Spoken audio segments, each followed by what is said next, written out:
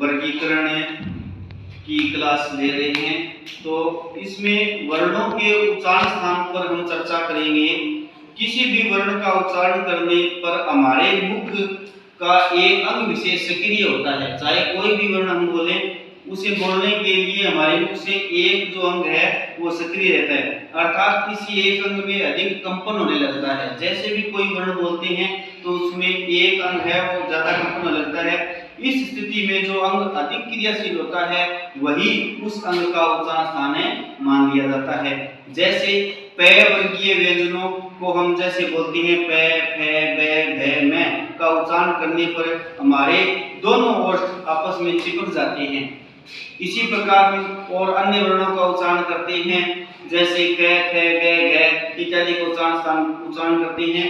तो जिन वर्णों का उच्चारण करते हैं जहां पर जिस अंग पर ज्यादा दबाव पड़ता है वही पर उसका क्या मान लिया जाता है, उच्चारण स्थान मान लिया जाता है। इस प्रकार हम इनका उच्चारण करते हैं तो प्रत्येक अंग पर है वो जो दबाव पड़ता है। तो इस आधार पर हम सभी उच्चारण स्थानों को याद करने के लिए निम्नलिखित सूत्रों का सहारा लेते हैं। निम्नलिखित सूत्रों के आधार पर हम इसे क्या करेंगे, हल करेंगे। तो इसमें देखो सबसे पहले उच्चारण स्थान के आधार पर वर्गीकरण दिया गया है। तो सबसे पहले यहाँ पर उच्चारण स्थान और उद्धृत वर्ण का नाम, फिर क्या पढ़ेंगे, हमें सूत्र पढ़ेंगे। तो सबसे पहले हमारा उच्चारण स्थान यानी उच्चारण सूत्र होता है कंठ से। ये क्रम से चलता है, जैसे कंठ के बाद में फिर तालु आ गया, तालु के बाद में गुर्दा आ गई, गुर्दा के बाद में दंत आ गया, दंत के बाद में ओष्ठ आ गया, ओष्ठ के बाद में क्या आ गई, नासिका आ गई। तो इसमें ये क्रम से सारी चीज चलती रहती है। तो इसी क्रम से ही इसका क्या करेंगे, आज अध्ययन करने वाले हैं।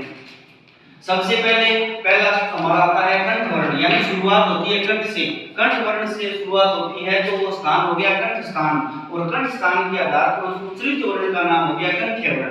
जो वर्ण कंठ से बोले जाते हैं उसको हम क्या बोलेंगे, कंठ्य वर्ण बोलेंगे। और उन कंठ्य वर्णों को याद रखने के लिए एक सूत्र है, जो सूत्र क्या है, ए उ है विसर्जनीय नाम कंठ है।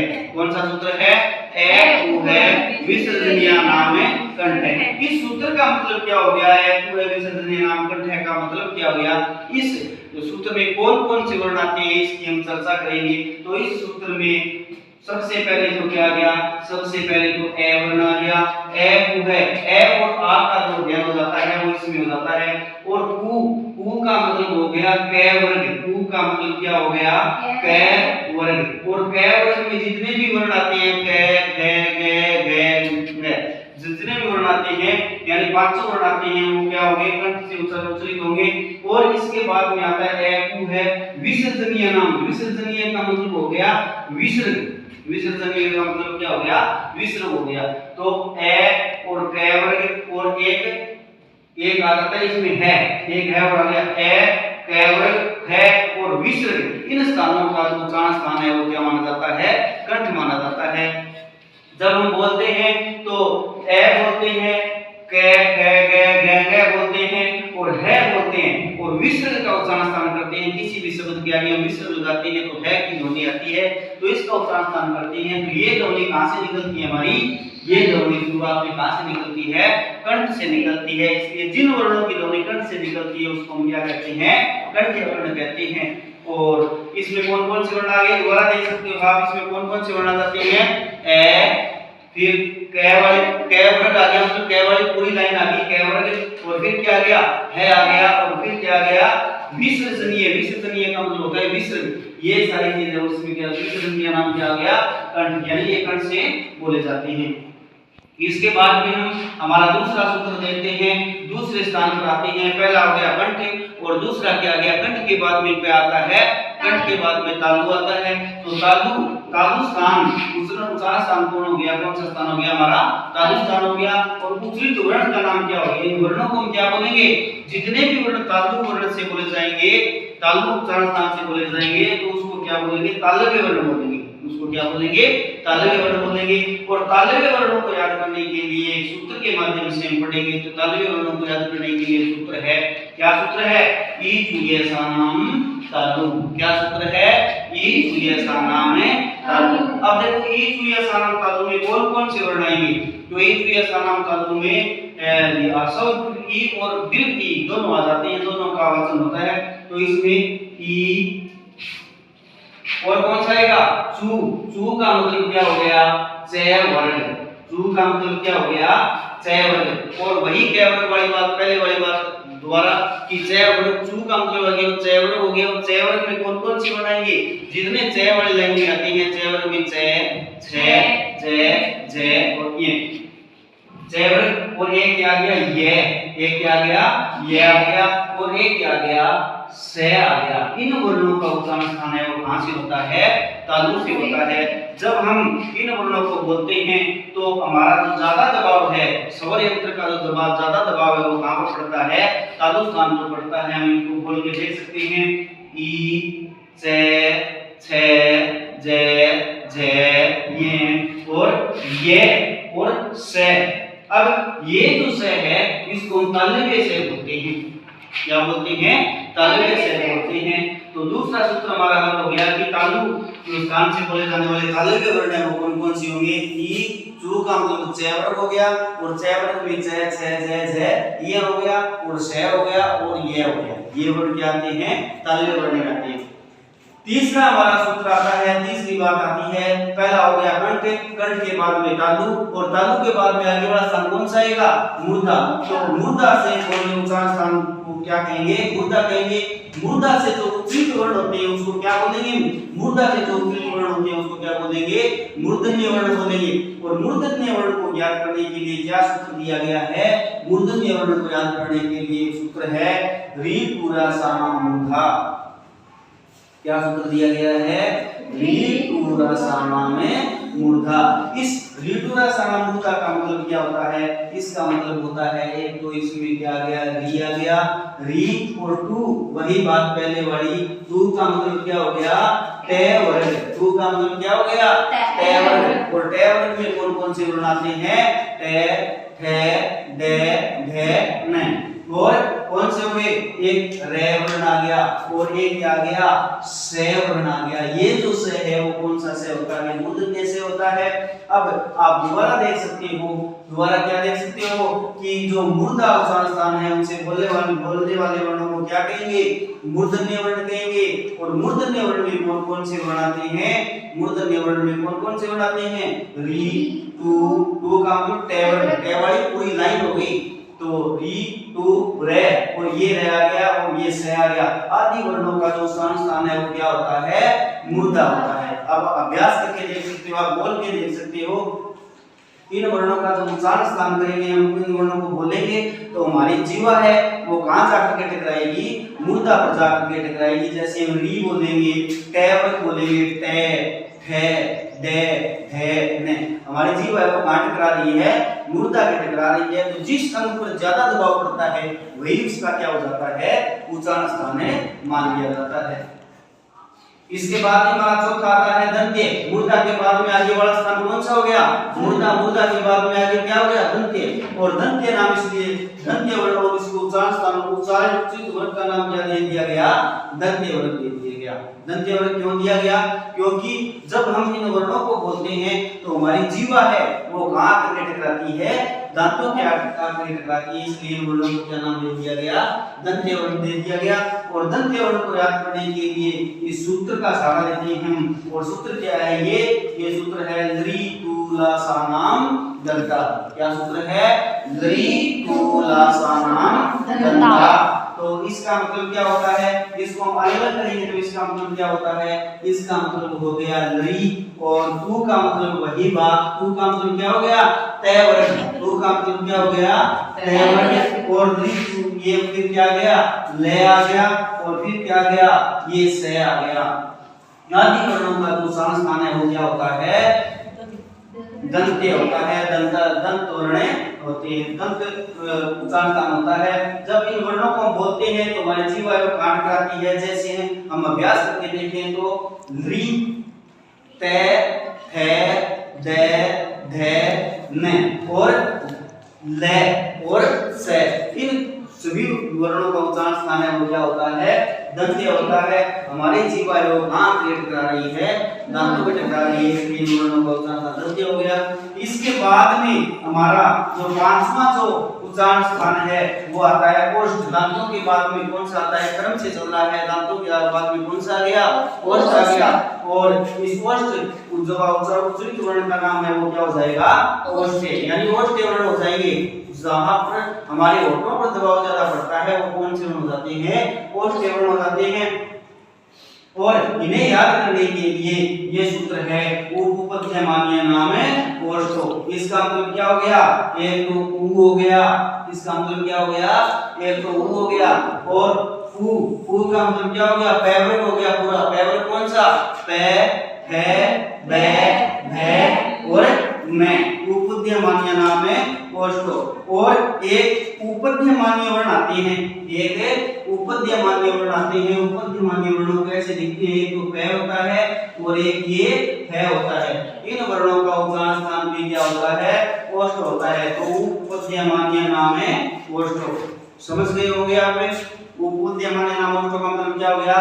एक तो उ, ह्रस्व और दीर्घ दोनों आ जाते हैं। एक तो उ, एक उ का मतलब पैवर्ग, पैवर्ग का मतलब पै वाली पूरी लाइन आ जाती है।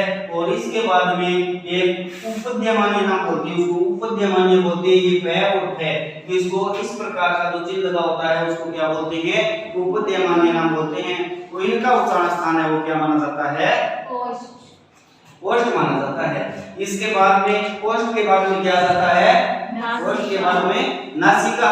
और नासिका का मतलब कि हम जिन वर्णों का उच्चारण करते हैं वो हमारी कुछ जो ध्वनि है या कुछ जो आवाज है वो कहां से आती है? नाक से निकलती है। उन वर्णों को हम क्या बोलते हैं? नासिके वर्ण बोलते हैं। उनको क्या बोलते हैं? नासिके। तो नासिके वर्ण दो प्रकार के माने जाते हैं। नासिका अनुस्वारस्य, किसी भी शब्दों पर हम, किसी भी वर्ण पर हम जब अनुस्वार का प्रयोग करते हैं, किसका प्रयोग करते हैं? अनुस्वार का प्रयोग करते हैं, तो वो कहां से बोली जाएगी? नासिका से बोली जाएगी। और एक जो पंचम वर्ण है, एक जो पंचम वर्ण है, पंचम वर्ण कौन कौन से हो गए? प्रत्येक वर्ग का पांचवां वर्ण, प्रत्येक वर्ग का पांचवां वर्ण। ये देखिए प्रत्येक वर्ग का पांचवां वर्ण है ये मैं, ने और मैं। यमगंडम ये कितने हो गए? 5 हो गए। और ये पांचों वर्ण कहां से बोले जाते हैं? नासिका से बोले जाते हैं। अब इनके दो दो उच्चारण स्थान हो गए। अब इनके क्या हो गए? दो दो उच्चारण स्थान हो गए। कैसे कि एक तो खुद अपने वर्ग में आ गया, खुद अपने वर्ग में कै वाले में आ रहा है ना, कै कै कै कै आ रहा है। और एक किसमें आ गया? नासिके वर्णों में आ गया। अगर इस प्रकार का प्रश्न आता है, अगर दोनों दे दिए जाते हैं कोई ऑप्शन में, तो आपको दोनों करने हैं। अगर एक ही ऑप्शन दिया जाता है, जैसे इसका पै का पांचवां वर्ण दे दिया गया, अगर नासिका ऑप्शन में नहीं आया और कंठ आ गया, तो आपको क्या करना है? कंठ करना है। अगर दोनों उच्चारण स्थान आ जाते हैं एक साथ तो दोनों करनी है। अगर एक आता है तो फिर आपको एक करना है। तो यानी इसकी दो बार क्या होती है? गिनती होती है। एक तो ये अपने खुद के वर्ण के वर्ग में आ जाते हैं और एक कहां से आ जाती है? नासिके वर्णों में आ जाती है। इसके बाद में हमारा जो सातवां है, सातवां क्या है? इसके बाद में हमारा आता है कई वर्ण ऐसे हैं जिनका उच्चारण स्थान करते हैं तो दो अंगों की आवश्यकता लेनी पड़ती है। दो या दो से ज्यादा अंगों पर क्या पड़ता है? दबाव पड़ता है। कई वर्ण ऐसे हैं जिसका जब हम उच्चारण करते हैं तो दो या दो से अधिक अंगों पर दबाव पड़ता है। तो इस प्रकार के वर्णों की हम चर्चा करेंगे। तो पहला वर्ण आता है, पहला जो उच्चारण स्थान आता है वो आता है कंठ तालु। कौन सा उच्चारण स्थान आता है? कंठ तालु। कंठ तालु उच्चारण स्थान में इसका उच्चरित वर्ण का वर्ग का नाम बोलेंगे कंठ तालु। क्या बोलेंगे इसको? कंठ तालु। अब कई वर्ण ऐसे हैं, दो वर्ण ऐसे हैं जिसका हम उच्चारण स्थान करेंगे तो उसमें दो अंगों की सहायता लेनी पड़ेगी, एक तो कंठ की और एक तालु की। कंठ और तालु दोनों मिलकर के क्या होंगे? कंठ तालु होंगे। और कंठ और तालु दोनों मिलकर के बनने वाले वर्ण कौन कौन से हैं? एक तो क्या आ गया? ए आ गया और एक क्या आ गया? आई आ गया। एक क्या आ गया? ए आ गया और एक क्या आ गया? आई आ गया। इन वर्णों का जो उच्चारण स्थान है वो क्या होता है? कंठ तालु होता है। जैसे जब हम इसको अलग अलग करेंगे तो हमें पता चल जाएगा। जैसे ए है तो ए किन किन वर्णों से मिलकर के बना है, ए किन किन वर्णों से मिलकर के बना है, ए है वो ए और ई इन वर्णों से मिलकर के बना है, ए और ई। ए अब देखो, आप देखो दोबारा देखो, ए और ई से मिलकर के बना है तो ए का उच्चारण स्थान क्या है बताओ, ए का उच्चारण स्थान क्या है पहले पढ़ा आपने, ए का कंठ है और ई का क्या है, ई का क्या है तालु। तो इस उच्चारण स्थान का नाम क्या है, यानी ए है वो दो वर्णों से मिलकर के बना है, दो वर्णों से मिलकर के बना है। और जब हम इसे मिलाएंगे तो ए बन जाएगा और इसका उच्चारण स्थान क्या हो जाएगा, कंठ तालु हो जाएगा। क्या हो जाएगा, कंठ तालु, कंठ और तालु हो जाएगा। इसके बाद में हमारा आगे बड़ा 8वां सूत्र आता है, ये समझ में आ गए सारे, क्या आता है 8वां आता है कंठोष्ठ। कंठोष्ठ वर्णों को कंठोष्ठ्य बोलेंगे, क्या बोलेंगे, कंठोष्ठ्य। कंठोष्ठ वर्ण में कौन कौन से, वही दो उच्चारण स्थान हो गए, एक तो हो गया कंठ प्लस ओष्ठ। इसका जब संधि छेद करेंगे तो क्या होगा, कंठ प्लस ओष्ठ। इसका मतलब हो गया कंठ और ओष्ठ से बोले जाने वाले। तो इसका सूत्र है ओ दो तो कंठोष्ठम। इसका सूत्र क्या है, ओ दो तो कंठोष्ठम। क्या सूत्र है, ओ दो तो कंठोष्ठम।